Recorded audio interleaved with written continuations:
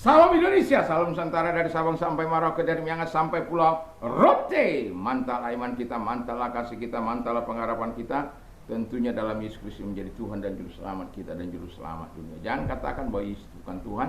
Jangan katakan pula bahwa Yesus bukan Juru Selamat. Dia adalah Tuhan, Dia adalah Juru Selamat. Kalau engkau percaya, engkau akan diselamatkan. Engkau tidak percaya, engkau akan dihukum. Yohanes 3 ayat 36.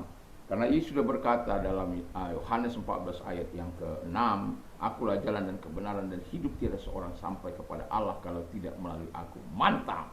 Dan Rasul Petrus mengatakan dengan jelas dalam Kisah Rasul 4 ayat 12, dan keselamatan tidak ada dalam siapapun juga selain dalam Dia, Yesus Kristus. Karena di bawah kolong langit ini tidak ada nama lain yang diberikan kepada manusia yang olehnya kita diselamatkan. Dan Yohanes 3 ayat 16, karena begitu besar kasih Allah akan dunia ini, sehingga Ia mengaruniakan anaknya yang tunggal, supaya setiap orang yang percaya kepadanya tidak binasa melainkan beroleh hidup yang kekal. Mantap. Dengan hati percaya engkau dibenarkan, dengan mulut mengaku engkau diselamatkan. Puji nama Tuhan. Dan di pagi ini doa dan harapan saya, kiranya kekuatan Tuhan, kekuatan firman, kekuatan Roh Kudus, kekuatan doa, kekuatan iman menyertai setiap kita dalam memasuki hari ini. Dan selamat pagi bagi kita semuanya. Dan sebelumnya kita berdoa, terima kasih Tuhan, kami mau hidup sebagai sahabat Tuhan, bukan seteru salib Tuhan. Terima kasih, kami bersyukur dalam nama Yesus. Haleluya. Amin. Saya akan membacakan Filipi 3 ayat 18 dan 19, karena seperti yang telah kerap kali kukatakan kepadamu dan yang kunyatakan pula sekarang sambil menangis, banyak orang yang hidup sebagai seteru salib Kristus.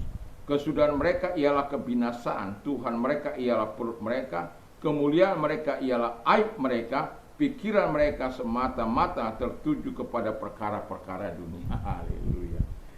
Dan ini sesuatu yang tidak menyenangkan sebenarnya, tetapi dari hati saya yang paling dalam saya ingin menyampaikan ini, supaya tidak ada dari kita yang mendengarkan firman Allah ini menjadi salib, seteru salib Kristus, hidup sebagai seteru salib Kristus.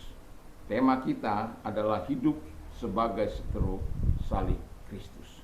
Dan kalau kita hidup menjadi seteru salib Kristus, yang kita lakukan adalah keinginan kita, keinginan setan, bapa segala pembohong, iblis dan lain sebagainya.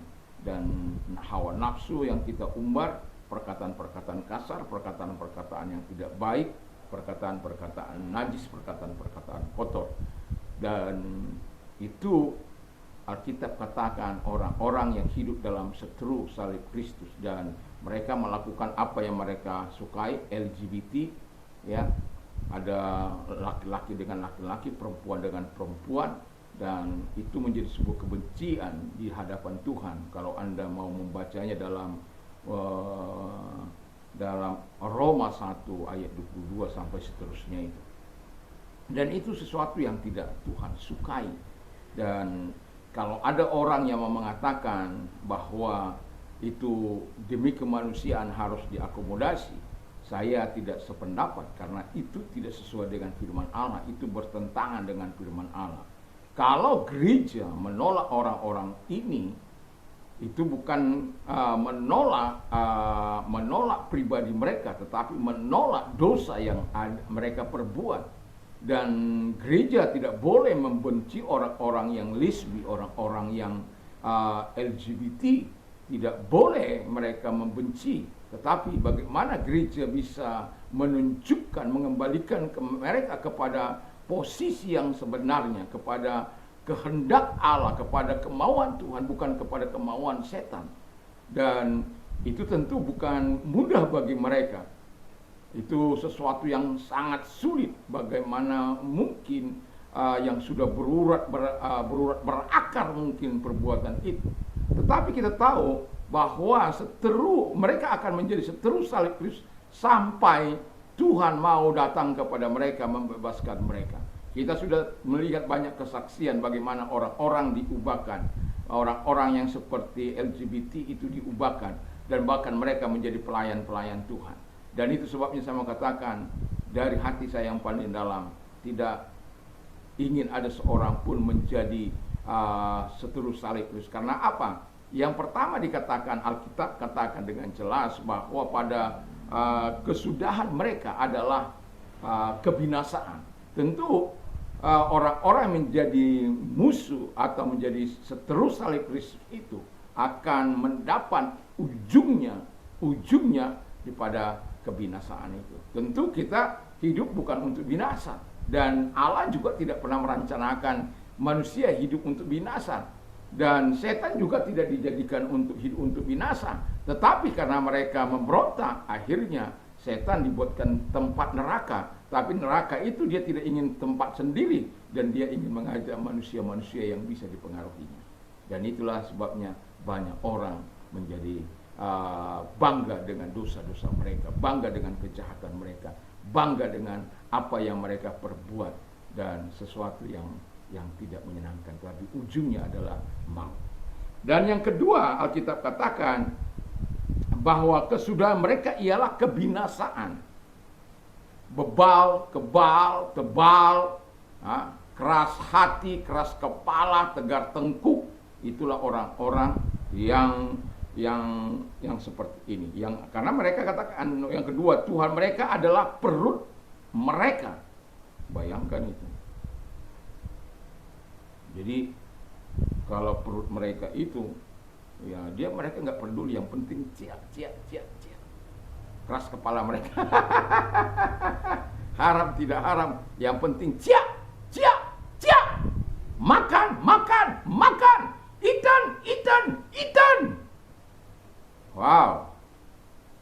Dan Alkitab mengatakan kepada kita bahwa Tuhan mereka adalah perut mereka. Apakah karena perut kita membunuh orang?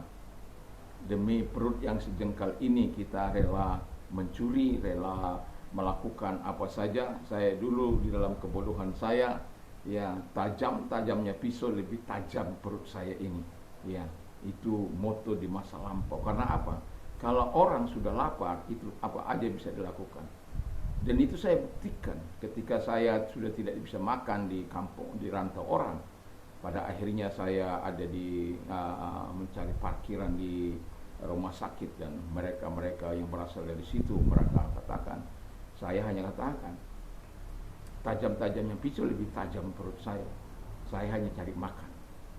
Jadi kalau saya cari makan diganggu, saya tidak ingin ini kan banyak ini, ya berbagilah. Dan pada akhirnya mereka membuka hati mereka untuk saya, dan saya menjadi tukang parkir di mana itu, di rumah sakit umum Balikpapan pada waktu itu, dan itu cukup mendatangkan duit. Tetapi tidak mudah untuk mendapatkan tempat itu. Tetapi saya bersyukur karena apa? Ketika mereka melarang saya hanya berkata demikian. Ya. Jadi perut mereka adalah Tuhan mereka. Jadi karena perut mau harus diisi, tidak peduli apapun itu, pesta pora, itu yang menjadi Tuhan mereka. Tuhan mereka itu menjadi perut, adalah perut mereka. Jadi nggak ada Tuhan yang asli itu, nggak ada. Bagi mereka nggak ada itu. Nggak ada Tuhan Yesus itu, nggak ada. Itulah manusia yang hidup menjadi seteru salib Kristus.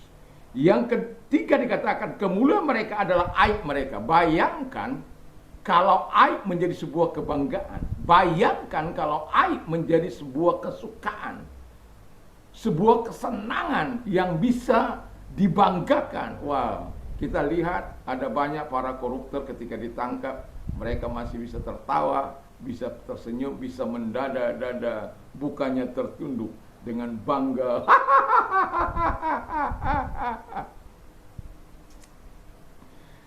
Membunuh merasa sebuah kebanggaan karena bisa melenyapkan nyawa orang lain. Dan kita sudah lihat bagaimana ada orang-orang yang merasa tidak bersalah membunuh. Karena mereka musuh Kristus. Kalau Yesus katakan mengasihi mereka, itu hakku.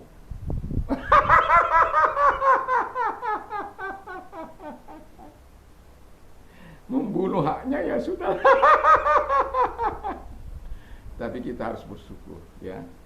Allah itu begitu baik bagi kita. Kalau kita lihat perjalanan anak manusia hari-hari ini, nyawa itu seperti tidak berarti. Banyak orang yang hidup menjadi seteru salib Kristus.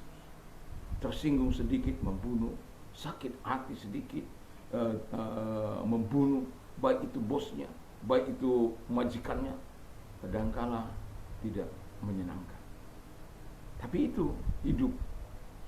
Dan kita berharap supaya mereka mendapatkan kasih karunia Tuhan, mendapatkan keselamatan dari Tuhan, supaya mereka hidup berubah.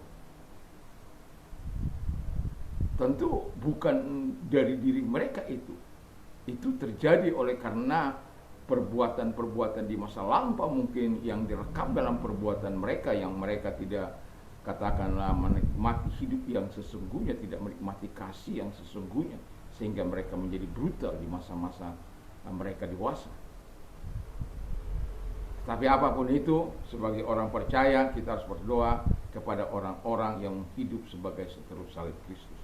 Karena dampaknya, kalau bukan penjagaan Tuhan dalam hidup kita bisa berdampak dari perbuatan-perbuatan mereka. Dan itu sebabnya kita harus berdoa dan kita harus mengabarkan berita kasih karunia itu kepada mereka, supaya mereka didatangi oleh Tuhan, Tuhan mengubah hidup mereka. Kalau kita datang dengan mereka, kepada mereka dengan kasih, maka mereka tidak akan datang kepada kita dengan pedang. Kalau kita datang dengan hidup yang penuh cinta kasih, mereka juga akan bisa bahasa cinta kasih adalah bahasa yang bisa direspon oleh semua orang, termasuk orang buta.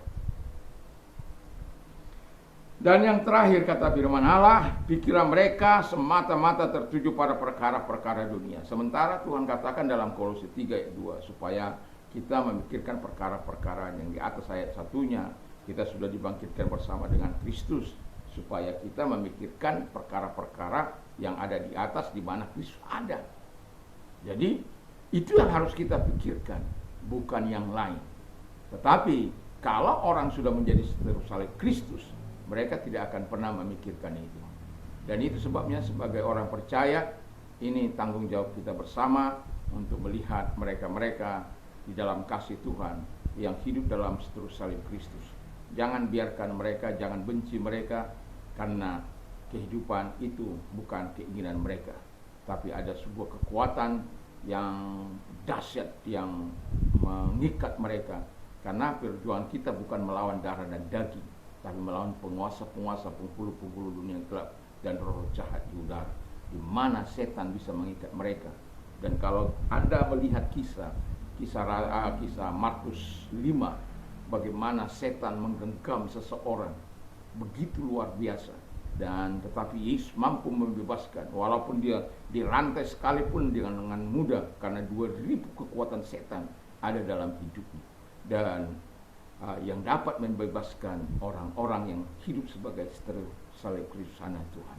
Dan itu sebabnya doamu, firman Allah yang keluar daripada mulutmu, dan kita bersyukur dengan teknologi sekarang ini ada banyak cara Tuhan mempertemukan orang-orang yang hidup dalam seteru salib Kristus untuk bisa hidup masuk dalam anugerah keselamatan Tuhan.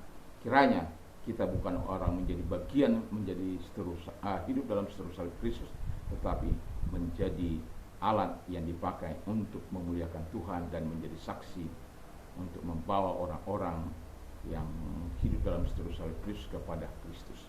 Mari kita tunduk kepada kita berdoa. Terima kasih Tuhan di pagi ini, kiranya Tuhan terus menolong kami. Kalau ada yang sakit, saya mau berdoa bagimu, apapun sakit penyakitmu, percayalah bahwa Tuhan mampu menyembuhkan engkau. Segala sakit penyakit yang mereka derita, angkat kedua belah tanganmu dan serahkan diri kepada Tuhan. Kita berdoa. Tuhan, lihat tangan-tangan yang diangkat kepadamu. Dalam nama Yesus aku perintahkan segala sakit penyakit yang mereka derita, aku perintahkan dalam keluar. Dan oleh biru-biru daripada Tuhan Yesus mereka sembuh, oleh kuasa mereka sembuh.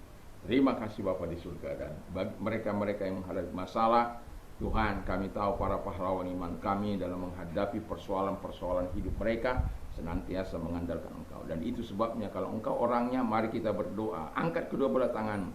Lihat tangan-tangan yang diangkat kepadamu. Engkau berjanji bahwa ketika kami berseru kepadamu dan Engkau menolong kami dari kesesakan kami, dari segala penderitaan kami. Sebagaimana Paulus katakan, aku keluar dari semua penderitaan, masalah yang aku hadapi oleh karena Tuhan. Kalaupun belum, segala perkara dapat kutanggung di dalam Dia yang memberikan kekuatan bagiku. Terima kasih. Itulah harapan kami dan doa kami kepadamu Tuhan, supaya setiap kami ketika kami mengalami proses kami tetap tinggal di dalam kebenaran, tinggal dalam kehendak Bapa di surga. Di dalam nama Yesus kami bersyukur dan berdoa. Haleluya. Amin. Selamat pagi, selamat kita beraktivitas, tentunya bersama dengan Tuhan Yesus. Mantap, mantap, mantap.